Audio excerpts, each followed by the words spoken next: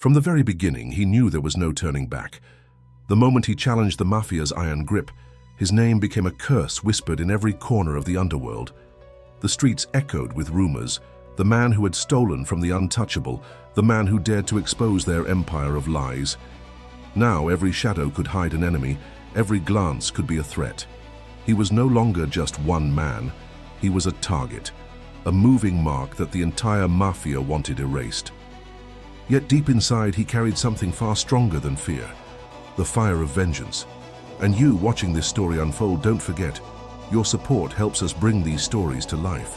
Hit the like button and subscribe, so you won't miss the twists, betrayals, and shocking endings still to come. Betrayal in the underworld never comes from strangers.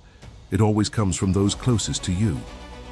Former allies who once swore loyalty suddenly shifted their gaze to whoever paid the highest price. Old friendships were sold in the silence of smoke-filled rooms where envelopes stuffed with cash sealed new alliances. For him, the pain was sharper than any bullet. He saw men he had trusted, men who once fought beside him, now passing information to his hunters. Every phone call, every meeting, every handshake felt poisoned. The Mafia wasn't just chasing him with guns, they were choking him with treachery. In this deadly game, the question was no longer, who can I trust, but who hasn't betrayed me yet? And as the walls closed in, he realized that survival meant embracing the truth. Betrayal wasn't an accident. It was the very currency of the underworld. The Mafia's empire wasn't just built with bullets and blood. It was written in contracts, loans, and forged signatures. On paper, it looked like business. Mortgages, construction deals, land transfers. But every line signed was another soul condemned. Every stamp approved was another chain of debt that kept the innocent enslaved. He uncovered the documents, hidden bank accounts, fraudulent companies, secret transfers worth millions. The contracts dripped with corruption, as if the ink itself was mixed with blood. Those papers were more dangerous than any weapon, because they didn't just kill bodies, they killed futures. For him, the realization was brutal. This wasn't only a fight against men with guns, it was a war against a machine designed to crush anyone who stood in its way. The Mafia didn't need to pull a trigger when they could sign away a life. And now he was standing right in the middle of their ledger, his name written in red. When the Mafia couldn't silence him with money or fear, they turned to their most reliable weapon, a hired assassin, a man with a reputation for never failing, for turning names on a list into ghosts buried in the ground. But this time was different. The target wasn't just another faceless enemy. It was a man who reminded the killer of himself. A man hunted not because of what he had done, but because of what he dared to stand against. For the first time in his bloody career, the assassin hesitated. He stared at the contract, the promised payout, and the photo of his target. His hands were steady, but his heart was not. Was this just another job? Or was it a trap designed to test his loyalty? The Mafia demanded obedience, but deep inside, his conscience whispered louder than the gun in his hand.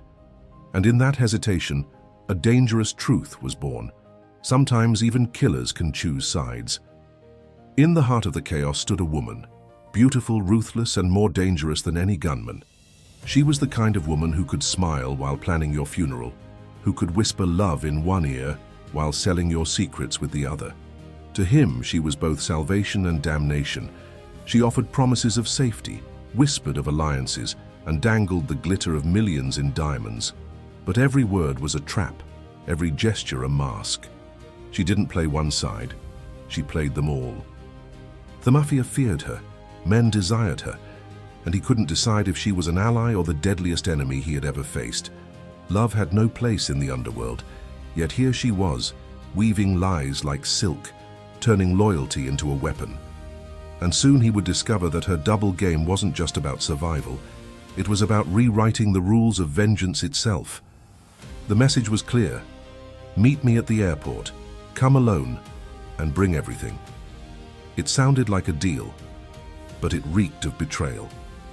Still, he had no choice.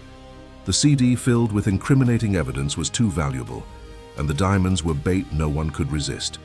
The airport buzzed with travelers, families, and businessmen rushing through terminals, unaware that a silent war was unfolding among them. Every passing face could hide a gunman. Every announcement over the loudspeaker could be the countdown to his execution. He walked through the crowd with steady steps, ticket in one hand, nerves hidden beneath a mask of calm. But then, the shift. A glance. A shadow. The wrong man in the wrong place. The trap snapped shut. Bullets didn't rain down. Not yet. Instead, it was subtler. Eyes following him, agents disguised as passengers, exits quietly sealed. The Mafia didn't need chaos. They wanted him cornered, suffocated, forced into their grip. And he realized too late. This wasn't a negotiation. It was an execution dressed up as a boarding pass. Rain hammered down on the steel roof of the station, masking the sound of hurried footsteps. The crowd moved like a restless tide, but hidden among them were hunters, men with cold eyes and hidden weapons, waiting for the signal. He pushed through the platform, clutching the evidence that could bring the Mafia empire to its knees. His pulse raced in rhythm with the echoing announcement of an arriving train. The steam hissed, the brakes screamed, and then the trap was sprung. From every angle they came, suits blending into the crowd, guns disguised under umbrellas. Shots cracked, screams erupted, panic spread like fire. He leapt onto the moving train, clinging to the slick metal as bullets sparked against steel. Inside the narrow corridors, the chase intensified. Fists, knives, gunfire. Each carriage became a battlefield. The train roared through the night, carrying not passengers but a war. And as he fought his way through, one truth became clear. Escape was no longer an option. Survival meant fighting until the last carriage, or dying on the tracks. The old church stood silent at the edge of the city, its stained glass windows shattered, its altar covered in dust. Once a place of prayer, now it was nothing more than a sanctuary for sinners. It was here that he sought refuge, hoping for a moment of peace, a place to breathe. But even sacred ground couldn't keep the shadows away. He wasn't alone. Footsteps echoed through the empty halls. Whispers traveled along the cracked stone walls. The Mafia didn't respect faith, they respected fear. In the flickering candlelight, loyalty and betrayal collided once again. Deals were struck, not at the altar, but in the confessional. Words of brotherhood were poisoned by greed, and promises of forgiveness turned into death sentences. He realized then that this wasn't sanctuary, it was a stage. And the church wasn't filled with God's presence, but with the silent judgment of men who had already chosen their side. Every shadow was watching, every prayer was useless. And in that moment, survival meant embracing the darkness inside himself. In every empire, there's always someone waiting for the king to fall. For Jack, that someone was his nephew, Roy. Young, sharp, and hungry, Roy had grown tired of being a pawn in the family's bloody business. He wanted more, not just respect, but power. Behind closed doors, he began weaving his own web. Quiet meetings with rival bosses, secret exchanges of information, promises whispered in smoky rooms. While others hunted the fugitive, Roy hunted opportunity. To him, loyalty was nothing but a chain. He wasn't driven by fear of the Mafia, but by a hunger to replace it. And in his eyes, his uncle's empire wasn't something to defend. It was something to inherit. But ambition has a price. Every step Roy took pulled him deeper into a game of treachery, where a single wrong move could mean his downfall. Still, he played without hesitation, because for Roy, betrayal wasn't a risk. It was a strategy. Midnight at the docks, the perfect stage for betrayal. The air smelled of salt and rust, waves slamming against the pylons while shadows moved between stacked containers. Floodlights cut through the darkness, illuminating a world where every deal was paid in blood. He arrived carrying the CD, the diamonds glinting in a black case. On the other side stood the Mafia's men, their guns half hidden, but their intentions clear. It was supposed to be a trade, evidence for freedom, silence for survival. But in the underworld, no deal is ever clean. The dockside air trembled with tension. Fingers hovered near triggers. Every word spoken was heavy, every glance loaded with suspicion. Then came the inevitable, the spark that set everything ablaze, a double cross. Shouts erupted, guns roared, and the night was torn apart by violence. Containers became cover, bullets ricocheted across steel, and the water below swallowed bodies without a trace. What was meant to be an exchange became a battlefield, and once again he found himself hunted from every angle. But this time he wasn't just defending himself, he was striking back. The night bled into chaos as he was driven into the heart of an abandoned warehouse, the Mafia's chosen place to finish unfinished business. Inside, the air was thick with gasoline, crates stacked like tombstones, and shadows lurking in every corner. The deal at the docks had collapsed, but the Mafia wasn't done. They wanted the evidence, the diamonds, and above all, his life. They poured in, armed and merciless, confident that this time there would be no escape. But they underestimated a man with nothing left to lose. He fought like fire itself, each move fueled by vengeance. Bullets tore through the walls, grenades shattered the silence, and soon the warehouse erupted in flames. The inferno spread fast, swallowing steel and men alike, painting the night sky red. As the roof collapsed behind him, he pushed forward, coughing through the smoke, carrying both the evidence and his rage. The Mafia thought they had cornered him. Instead, they had lit the stage for his rebirth.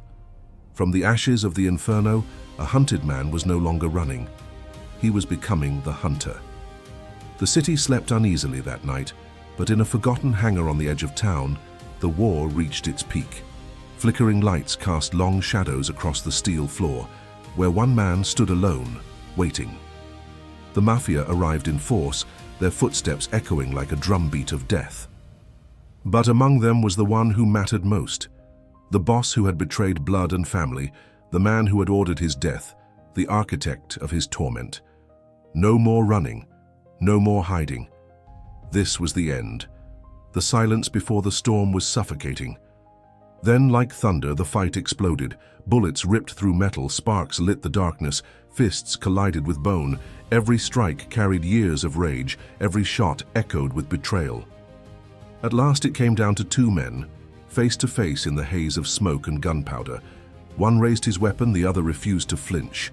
The world slowed, breaths hung heavy in the air, and only one trigger was pulled. When the dust settled, the hunted was still standing. But victory came with no triumph, only the heavy weight of vengeance fulfilled. The duel was over, but the war had scarred the city. Flames lit the skyline as warehouses smoldered, cars burned in the streets and sirens wailed through the night. Innocent lives were caught in the crossfire, their homes shattered, their futures stolen by a conflict they never chose. Shadows of children cried in the smoke, families searched through rubble, and shopkeepers swept glass from shattered windows. The Mafia's grip had poisoned everything, and even in victory, the cost was unbearable. He walked through the wreckage, every step heavy with guilt. The blood spilled wasn't just his enemies, it was the city's.